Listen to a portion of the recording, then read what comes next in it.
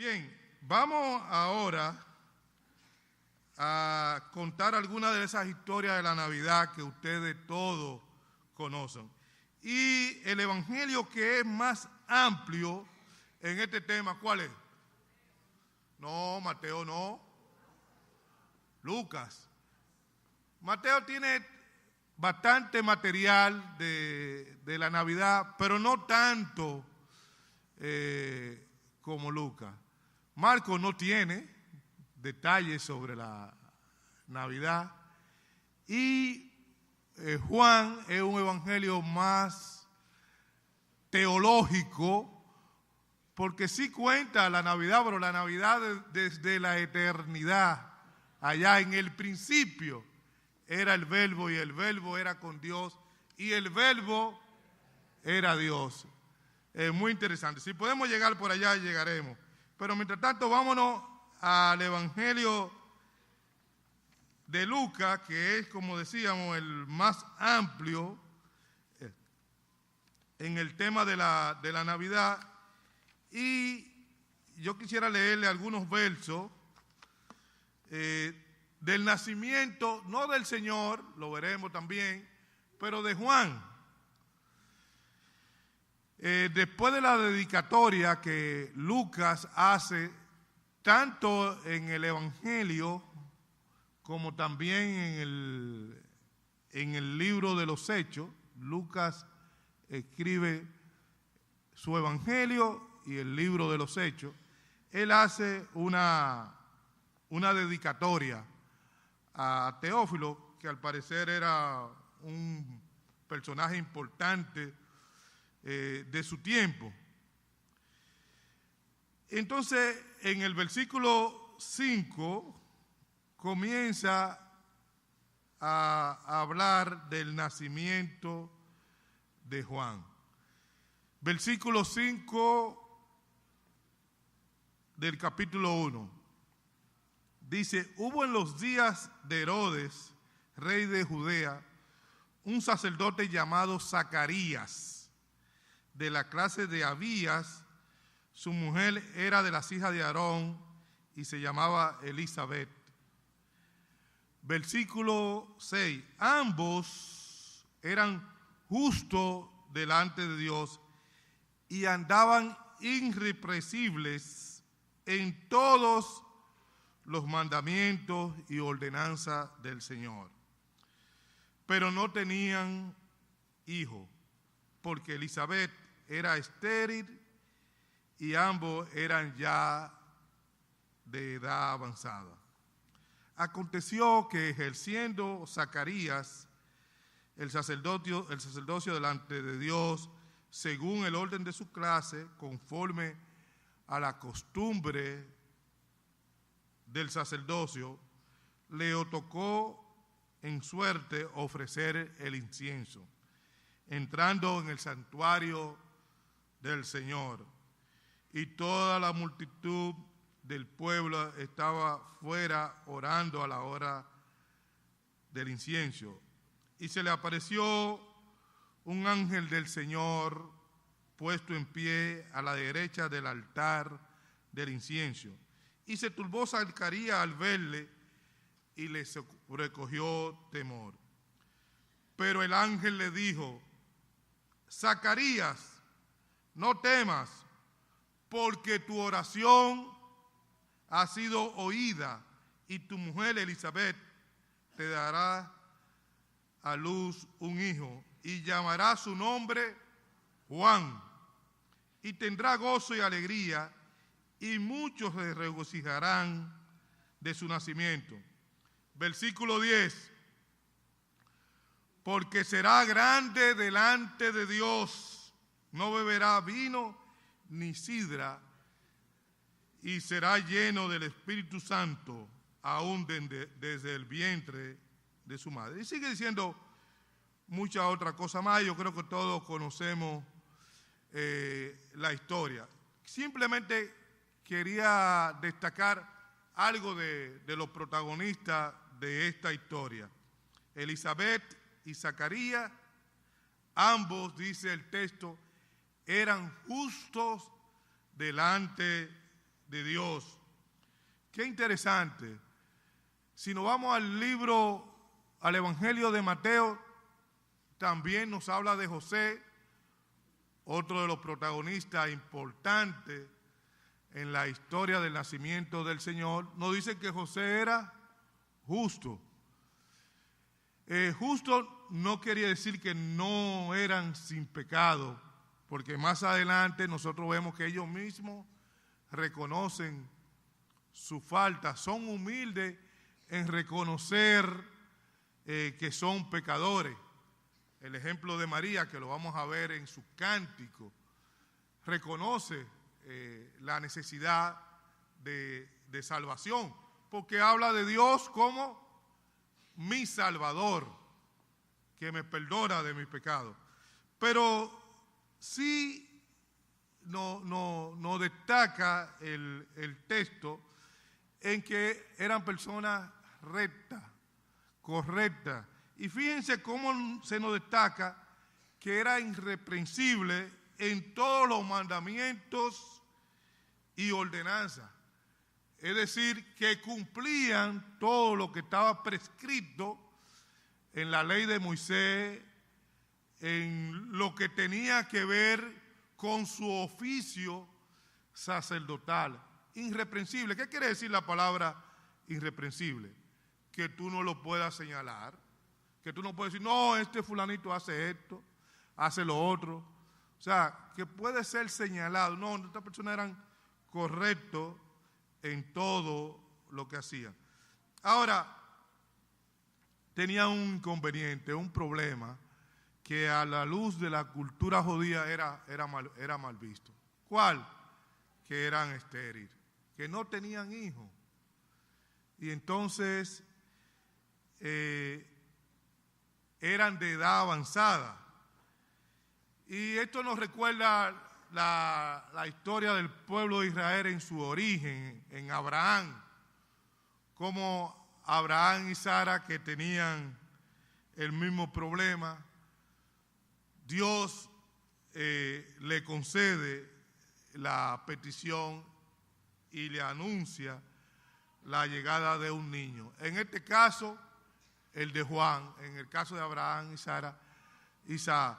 Y ahí se nos destacan en ambas historias de que para Dios nada es imposible. ¿Habrá alguna cosa imposible para Dios? Ninguna. Y entonces Dios le concede esa petición y le anuncia. Ahora, ¿cuál es la parte interesante de esta historia? Es que Juan iba a ser el precursor, aquel que iba a anunciar la llegada del Hijo de Dios. Y entonces él tenía que tener ciertas condiciones para poder hacer ese trabajo que ya había sido profetizado. Dice que tendría que hacer el voto del nazareno, no beber vino ni sidra, y tenía la promesa de que iba a ser lleno del Espíritu Santo aún desde el vientre de su madre. Dirigido, conducido, guiado por el Espíritu Santo, y en toda la historia del nacimiento está presente el Espíritu Santo. Lo han notado, ¿no? En el caso de María, en el caso que estamos viendo ahora, y en todas las escenas el Espíritu Santo es que va guiando todo. Dice, y hará que muchos de los hijos de Israel se conviertan al Señor Dios de ellos. Y esa es la historia interesante que tenemos. En los versículos del 26 al 38, que no lo vamos a leer por asunto de tiempo, se nos narra entonces, no ya el anuncio de Juan, sino el anuncio de ¿quién? del nacimiento del Señor. El encuentro que tiene María con el ángel Gabriel, que fue enviado por Dios. Y recuerden que el tema Gabriel aparece 2 veces en la historia de Lucas. Primero a Zacarías y después a María. Pero también se menciona en los capítulos 8 y 9 del ¿cuál libro? ¿De cuál libro se menciona a Gabriel? Estamos estudiando Daniel, ¿recuerdan? Estamos estudiando Daniel capítulo 8 y 9 se nos presenta en relación con los temas mesiánicos, incluyendo la referencia del Hijo del Hombre. Y Gabriel está anunciando que en este caso la era mesiánica, la era de la venida del Señor. Entonces aquí se nos narra esta historia, ¿no? Y algunos versículos que son importantes leer. Versículo 31. Concebirás en tu vientre y darás a luz un hijo y llamarás su nombre Jesús. Jesús Salvador. En Mateo nos dice Jesús porque Él salvará a su pueblo de su pecado. Y dice, este será llamado Hijo del Altísimo, será grande y su reinado no tendrá fin. Tengamos presente esto. Y reinará sobre la casa de Jacob para siempre y su reinado no tendrá fin. Y heredará el reino, el trono de David, su padre.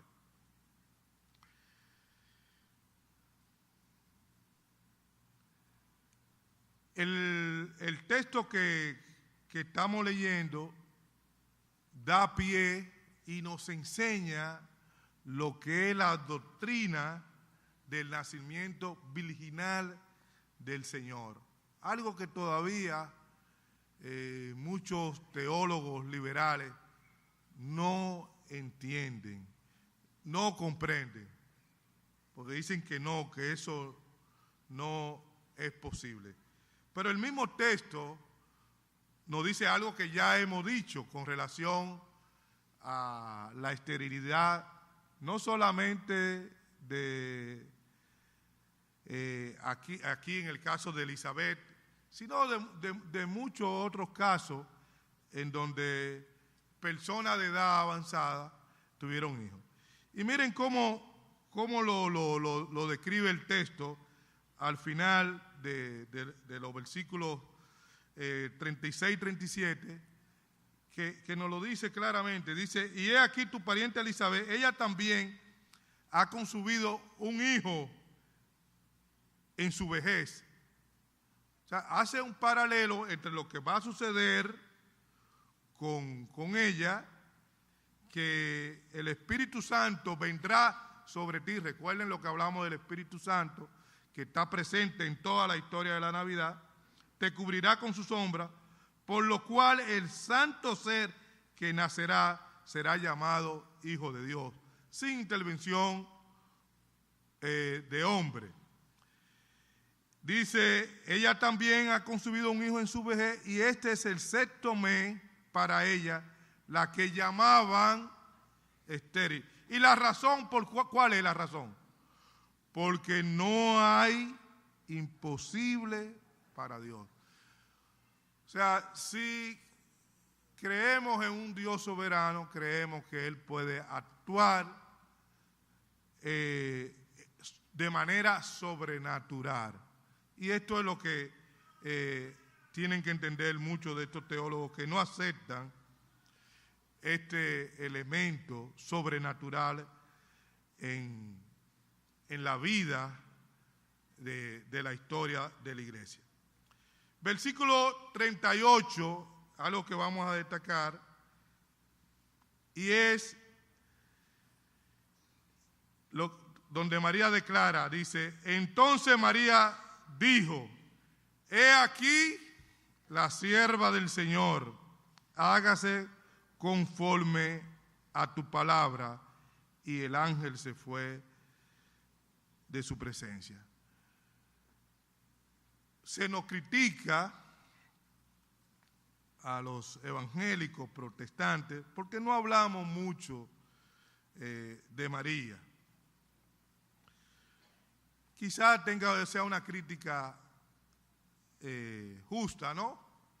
No vemos muchos mensajes sobre María, y quizás sí, quizás se debieron hablar, porque es un ejemplo para toda la iglesia. Y en esta parte de la historia de la humanidad vemos la sumisión de María. He aquí la sierva del Señor, hágase conmigo conforme a tu palabra. Sencillez y humildad con que recibe el mensaje de Dios y lo acepta. Quiera el Señor que nosotros también tengamos esa misma actitud de María. Señor, hágase conmigo conforme a su misión. Y dejar que el Señor obre como Él quiere en nuestra vida. Eso es algo que debemos de destacar en la actitud de María. El tiempo se nos ha ido y no hemos salido de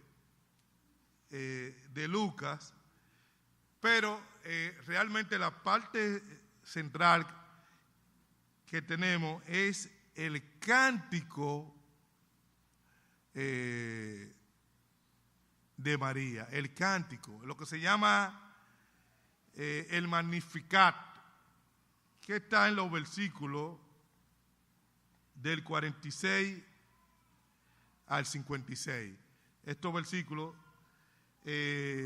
destacan este maravilloso cántico que está lleno de referencias del Antiguo Testamento. Y si ustedes se van a Samuel, encuentran un parecido entre el canto de Ana, que también va en la misma línea de una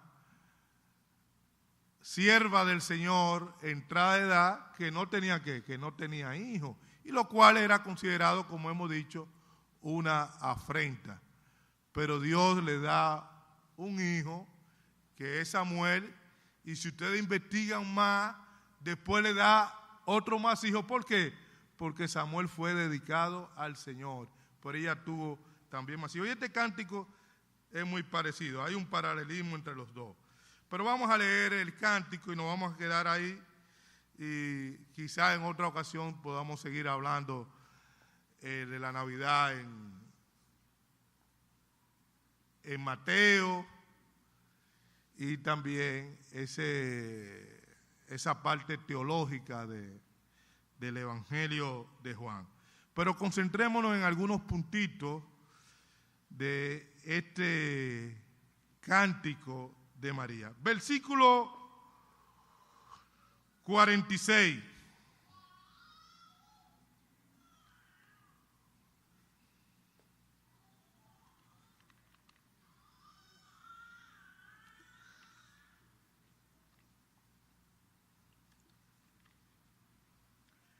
Entonces María dijo, engrandece mi alma al Señor, y mi espíritu se regocija en Dios mi Salvador. Miren qué interesante, miren cómo sigue María siendo sumisa.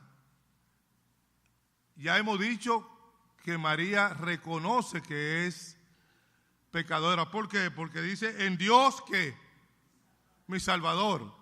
Si Él me ha salvado, o sea que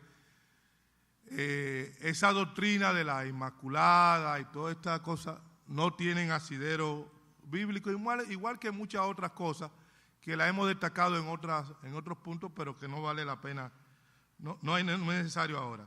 Pero miren cómo ella se presenta, que es una lección para nosotros.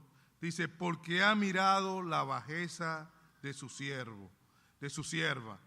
Entonces, uno se queda pensando qué Dios ve en cada uno de nosotros. Podemos decir nosotros, así como dice María, que el Señor que está allá en los cielos, arriba, que mora allá arriba, ¿qué ve en cada uno de nosotros? Es una actitud humilde de ella, como también lo podemos ver en toda la historia bíblica, principalmente en Lucas. ¿Por qué? Porque Lucas se entrevistó con ella y pudo captar todo y pudo escribir todo esto que nosotros estamos leyendo, porque él minuciosamente tuvo ese contacto y pudo ver todo esto. Dice, ha mirado la bajeza de su sierva. Quiere el Señor que vea en nosotros también de la misma manera muchas de estas cualidades que vemos. Pues aquí desde ahora me dirán bienaventuradas todas las generaciones. Dice, porque me ha hecho grandes cosas el poderoso. Santo es su nombre y su misericordia es de generación en generación a los que le temen. Y entonces empieza a hablar de las cosas que Dios hace, ha hecho y hará. Porque tenemos que conectar este cántico con todo lo que María ha recibido. Dice, hizo proeza con su brazo. Porque estamos hablando del reino de Dios. O sea, de que ese ser que ha nacido, ya lo hemos dicho, ese ser que ella va a concebir, el Hijo de Dios, es el que va a reinar. Dice, hizo proeza, esparció a los soberbios en el pensamiento de su corazón, quitó de los tronos a los poderosos y exaltó a los humildes. Por eso que la palabra dice, Dios ¿qué hace? Resiste y da gracia a los humildes. A los hambrientos colmó de bienes y a los ricos envió vacío. Socorrió a Israel su siervo, acordándose de la misericordia de la cual habló a nuestros padres, para con Abraham y su descendencia para siempre. Y se quedó María con ella como 3 meses y después se volvió a su casa. Miren, hay muchas cosas que decir, pero este documento, este cántico, es considerado por algunos comentaristas como el documento más revolucionario que existe, el Cántico de María, y eso contrasta mucho con lo que nos critican, principalmente filósofos, que dicen que la religión es el opio de los pueblos, que es para adormecer a la gente, para que la gente no piense, para que la gente nada más piense que termina esta vida y tiene otra vida más allá, pero que aquí no haga nada. Si ustedes leen lo que, como lo hemos leído y como habían visto, aquí habla de muchas cosas que tienen que ver con la vida diaria, tiene que ver con la moral de la gente, con la moral. Dice que esparció a los soberbios en el pensamiento de sus corazones. Es decir, está hablando de que Dios, los proyectos de aquellos que son soberbios, que son personas malas, Dios lo va a troncar, va a hacer que no se dé esos proyectos. Y también hay una parte que tiene que ver con la política, con la economía, una revolución económica. Dice, a los hambrientos colmó de bienes y a los ricos envió vacío. Política, quitó de los tronos a los poderosos. O sea, todo esto son elementos que tienen que ver con el reino de Dios y con lo que la iglesia también trabaja. No es que la iglesia sea un proyecto político ni nada de eso, pero sí tiene una foto, un balance en donde nosotros nos podemos ver. Y eso es lo que hace, lo que nosotros vemos que la iglesia hace y tiene que andar en esa línea. Por último, un par de minutos más, todo esto que es el nacimiento del Señor tiene un precedente, y ese precedente son todo el Antiguo Testamento. Todo el Antiguo Testamento anuncia la venida del Mesías, el Mesías soberano.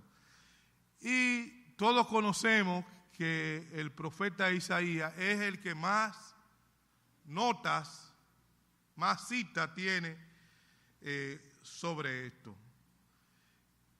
Y el preámbulo que hace el profeta Isaías sobre ese tema es cuando nos dice: consolaos, consolaos, decidle a voces que su pecado es perdonado. Es la parte de la profecía que comienza en el capítulo 40 y termina ya después del capítulo 53, que es el más conocido, en donde se nos habla de que ese Mesías que había de venir iba a sufrir por nosotros. Entonces, ese sufrimiento del Señor nos recuerda esto, de que Dios vino en forma de su Hijo para sufrir por nosotros. Nosotros estudiando el libro de Daniel, nos damos cuenta de que en un momento dado Nabucodonosor decreta de que el que no adora la imagen de la estatua de él va a ser lanzado al horno de fuego. ¿Y qué pasó ahí? Sus amigos fueron, todos ustedes conocen la historia, pero ¿qué pasó ahí en ese hecho de que estos hombres, por ser fieles al Señor, por no acatar, por mantener su lealtad a Dios, fueron lanzados? ¿Pero qué pasó? Fueron lanzados, ¿y cuántas personas aparecieron en el horno de fuego? ¿Y cuántos fueron lanzados? Entonces, ¿quién era ese otro que estaba ahí, ese cuarto? ¿Y qué nos dice eso? ¿Qué nos dice eso? ¿Qué interpretación podemos darle?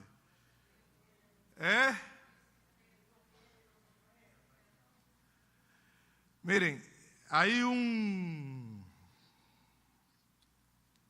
teólogo africano que dice, podemos sacar muchas aplicaciones de este hecho, pero una que a mí me gustó mucho y es lo que nos enlaza con el texto bíblico y con la historia que estamos contando de la Navidad, de que Dios baja, es que Dios está con nosotros aún en esas situaciones. ¿Se dan cuenta? O sea, Dios estaba con ellos en el fuego. El Señor está ahí y el Señor está con nosotros en esos momentos difíciles. Amén.